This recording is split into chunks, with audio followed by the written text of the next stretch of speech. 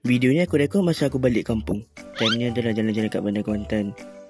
Orang kata nak cari masa free kan. Maklumlah bukan selalu balik kampung kan. Nak juga tengok bandar sekali kan. Duk tengok orang shuffle, tengok katak apa semua, ada air lah apalah.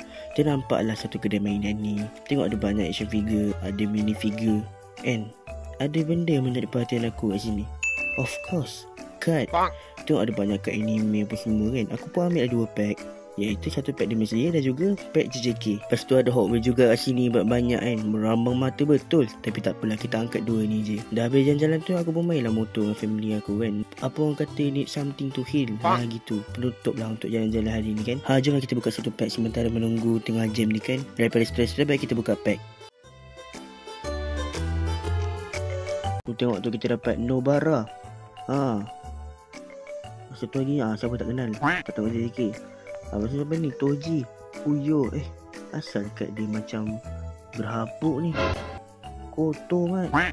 Dah aku baru perasan sebenarnya brand ni bukanlah brand original. Jadi tak apalah, kita enjoy je lah ya. Yang penting ada rupa kad. Yang penting tengok kad, tengok face skin. Next kita buka apa pula